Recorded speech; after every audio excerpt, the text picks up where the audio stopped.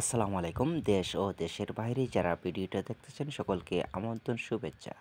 হ্যাঁ ভিউয়ার্স, আজকের এই শৈল মাছের নিয়ে আলোচিত করব। এই ভিয়েতনামি শৈল মাছগুলো আমাদের কাছ থেকে আপনার অল্প সময়ে আপনারা বিক্রয় করে থাকি। অতএব আপনারা যে কোনো পরিমাণে মাছগুলো নিয়ে চাষ করতে পারেন। আপনার পুকুর কিংবা টাঙ্কিতেও মাছগুলো চাষ করা যায় অনায়াসে। বর্তমান সময়ের ভিতরে মাছগুলো টাঙ্কিতে অনেকভাবেই চাষ হচ্ছে এই ভিয়েতনামি শৈল মাছগুলো। এই শোল মাছের খাদ্য হচ্ছে গিয়ে ফিড খাবার, দানাদার খাদ্যটা ব্যবহার করলে আপনার 4 থেকে 5 মাসে বাজারজাত করতে পারবেন। 4 থেকে 5 মাসে এক একটা মাছ 800 থেকে অতএব 900 গ্রাম ওজন আসবে। আপনার প্রতিটা মাছের খরচ হবে খাদ্যতে আপনি 600 থেকে 700 গ্রাম খাবার খাওয়ালে এক একটা মাছ 800 গ্রাম ওজন আসবে। এই শোল মাছের ক্ষেত্রে রয়েছে মাছগুলো একাধিকভাবে চাষ করতে পারেন, অতএব পুকুরে কিংবা আপনার টাঙ্কিতে চাষ করা যায়।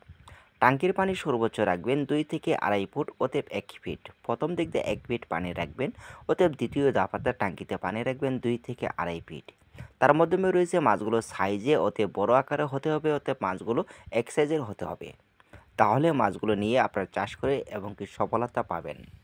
বর্তমানে দিক দিয়ে আপনার মাছের ক্ষেত্রে পানি এবং কি চেঞ্জ করতে হবে। আপনার 3 থেকে 4 দিন পর পর আপনার টাঙ্কির পানিটা চেঞ্জ করতে হবে।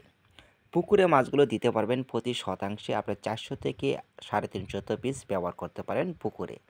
পুকুরে পানি রাখতে হবে সর্বোচ্চ আপনার 2.5 থেকে 3 ফিট, অতএব কিংবা 5 ফিট। 5 ফিট পানির মাধ্যমে আপনার প্রতি শতাংশে 300 পিস ব্যবহার করা যায়। পানির কোনো কালার নিয়ে চিন্তিত নয়, অতএব খাবারের পরিমাণ মতনই আপনার পানির কালারটা চলে আসবে পুকুরে। তার মাধ্যমে রয়েছে পুকুরে আপনার চাষ করতে হবে মাত্র 4 থেকে 5 মাস। 5 মাসে এক একটা মাছ 1 কেজি ওজন ধারণ করবে। তার মধ্যে রয়েছে খাদ্যর পরিমাণ। আপনার 1 কেজি মাছ করতে গেলে দেখা গেছে 900 গ্রাম কিংবা 1 কেজি খাবার খাওয়াতে হবে। এতে মাধ্যমে রয়েছে মাছের মোটালি হার কীরকম থাকে। মাছের মোটালি হার একদম থাকবে না। মাছ যতক্ষণ আপনার সুস্থ সবল মাছগুলো নিয়ে ছাড়িবেন তখন আপনার সুস্থ সবল মাছগুলো পেয়ে থাকিবেন।